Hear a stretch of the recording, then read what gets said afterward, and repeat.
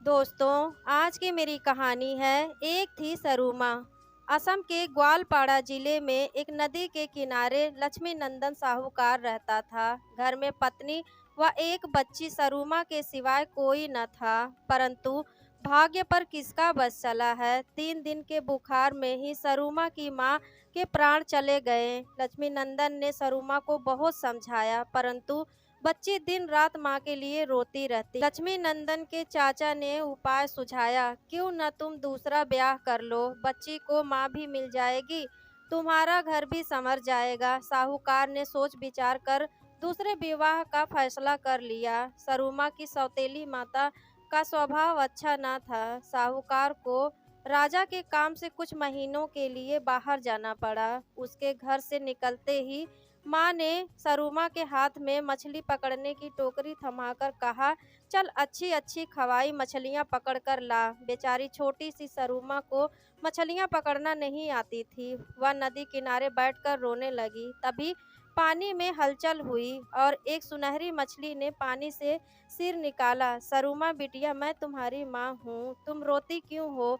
उसकी बात सुनकर मछली ने उसे खाने को भोजन दिया और उसकी टोकरी मछलियों से भर दी। विमाता को पता लगा तो उसने सरूमा का नदी पर जाना बंद करवा दिया। एक दिन चिलचिलाती धूप में उससे बोली, चलो सारे बाग को पानी दो। भूखी प्यासी सरूमा पेड़ के नीचे बैठी रो रही थी। उसकी मरी हुई माँ एक तोते के रूप में आई। उसने सरूमा को मीठे मीठे फल खाने को दिए और रोज आने को कहा। विमाता को सरूमा को भोजन देती नहीं थी। सरूमा रोज पेड़ के नीचे बैठ जाती और तोता उसे मीठे मीठे फल खिलाता। सौतेली माँ ने यह बात सुनी तो वह पेड़ ही कटवा दिया। सरूमा का बाग में जाना भी बंद हो गया। फिर उसकी माँ एक गाय के रूप में आने लगी। सौतेली माँ ने देखा कि सरूमा तो दिन रात मोटी हो रही है। उसे पता लगाया कि एक गाय रोज सरूमा को अपना दूध पिलाती है। सौतेली माँ ने गाय को मारने की कोशिश की, परंतु गाय उसे ही सींग मारकर भगा दी। वह गुस्से से आग बबूला हो गई। सरूमा पर कड़ी नजर रखी जाने लगी। कुछ दिन बाद उसने देखा कि सरूमा घर के पिछवाड़े खेती में से टमाटर तोड़कर खाती थी। उसने वह पौधा बेरहमी से उखाड़ दिया।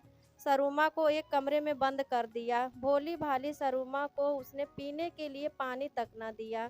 सरूमा की माँ ने एक चूहे का रूप धारण किया। उस अंधेरे कमरे में वह सरूमा के सामने जा पहुंची। आंखों में आंसू भरकर बोली, सरूमा मत रो, मैं आई हूँ तेरे लिए बुने कराई अनाज का मिश्रण लाई हूँ। सरूमा ने जी भरकर कराई खाई और माँ द्वारा लाया गया पानी पिया। बंद कमरे में भी सरूमा फल फूल रही है। यह देखकर सौतेली माँ ने उसे जान से मारने का निश्चय कर लिया। साहूकार के लौटने में 4 दिन की देर थी। सरूमा की माँ ने उसे ऐसे वस्त्र दे दिए जिसे पहनकर वह सुरक्षित हो गई। उन वस्त्रों पर तलवार के वार का असर नहीं होता था। सौतेली माता का हर वार खाली गया। साहूकार लौटा तो सरूमा के लिए बहुत सा सामान लाया। वह सरूमा को पुकारने लगा। तभी कमरे में से आवाज आई, अगर सरूमा के प्राण बचाना चाहो तो नई माँ को धक्के देकर निकालो। लक्ष्मी नंदन ने सरूमा से सारी पिछली बातें सुनी तो उसे पत्नी पर बड़ा गुस्सा आया। जब ही वह बाजार से लौटी तो लक्ष्मी नंदन ने उसे घर में घुसने नहीं दिया। वह रोती कलपती अपनी माँ के घर लौट गई। सरूमा अपने पिता के साथ सुख से रहने लगी। उस दिन के बाद माँ की आत्मा फिर नहीं आई। दोस्तों, कहानी अच्छी लगी तो please like share and subscribe कर दीजिएगा मेरे चैनल को। मिलती हूँ ऐसी प्यारी सी कहानियों के साथ। तब तक के लिए bye bye and take care.